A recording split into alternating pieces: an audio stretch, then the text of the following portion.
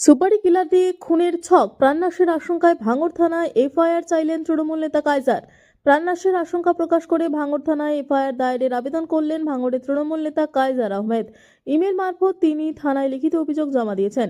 অভিযোগে কায়জারের দাবি, ক্যানিং পূর্বের বিধায়ক শওকত মোল্লা তাকে খুন করার জন্য সুপারি কিলার ভাড়া করেছেন। এই অভিযোগ ঘিরে ইতিমধ্যে রাজনৈতিক মহলে চাঞ্চল্য ছড়িয়েছে। লিখিত আবেদনে কায়জার আহমেদ ভারতীয় নাগরিক সুরক্ষা সংহিতা 2023-এর 173 ধারায় এফআইআর রেজিস্ট্রেশনের দাবি জানিয়েছেন। পাশাপাশি অবিলম্বে অভিযুক্তদের শনাক্তকরণ, নিরপেক্ষ তদন্ত, নিজের ও পরিবারের জন্য পুলিশি সুরক্ষার আবেদন করেছেন তিনি। যদিও অভিযুক্ত বিধায়ক শওকত মোল্লার পক্ষ থেকে এখনো পর্যন্ত প্রতিক্রিয়া মেলেনি। অভিযোগের ভিত্তিতে পুলিশ তদন্ত শুরু করেছে বলে সূত্রের খবর। ঘটনার জেরে ভাঙড় ও ক্যানিং পূর্বের রাজনৈতিক মহলে উত্তেজনা ক্রমশ বাড়ছে। দাদা, আবারও আপনাকে প্রাণনাশের হুমকি, আবারও আপনি থানায় ছুটলেন। কি ঘটনা ঘটেছিল কি যদি বলেন? যখন আমার অফিস ভাঙচুর করে, বাড়িতে অ্যাটাক করে, সেই সময় পশ্চিম মেদিনীপুরের ঘাটাল থেকে 4 জনকে নিয়ে এসেছিল খুন করবে বলে। তারপর কোনো কারণে তাদের সাথে মনোমালিন্য হয়, তারা ফেরত যায়। গত 2-3 আগে আবার ফের 3 জনের একটা টিমকে ফের নিয়ে এসছে ঘাটাল থেকে, কোটি কোটি টাকার কন্ট্রাক্ট করে।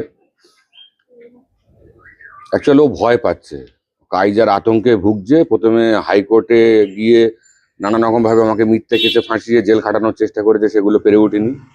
এখন খুন করে ও যে কোনো রকম ভাঙড়ের মানে মাটিটাকে মানে একদম আরামসে, যাতে এখানে তোলাবাজি, রাহাজানি, খুন, নানান কিছু করতে পারে, আমি পথের কাঁটা যেন আমাকে সরাতে চাইছি। কি ঘটেছিল এবং কে এই ষড়যন্ত্র করছে আপনি বলছেন? তো কমপ্লেন তো করেছি, কার নামে করেছেন? শওকত মোল্লার নামে। এই একাধিকবার আপনার নামে প্রাণনাশের হুমকি, পুলিশের প্রশাসনের কোনো ভূমিকা দেখছেন? পুলিশ প্রশাসনের কোনো ভূমিকা নেই, দলেরও কোনো ভূমিকা নেই। এটা মমতা ব্যানার্জি কিছু যায়ও আসে না।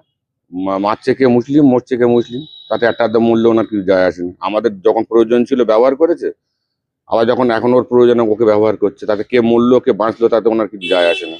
যদি যায় আসতো তাহলে আমাদের মতো পুরাতন কর্মীদের জন্য ওনার ফিকির থাকতো। ওনার কাছে বারবার এসে আবেদন নিবেদন করে ভাঙড়ের বিষয়ে জানানো হচ্ছে, আর এই মিথ্যে কথা বলে বেড়াচ্ছে যে ভাঙড় জিতে যাবে, আমি যে অন্যায় করছি সহ্য করে যান। ভাঙড় তো জিতবেই না, ও পাশাপাশি ক্যানিংটাও যাবে এবারে।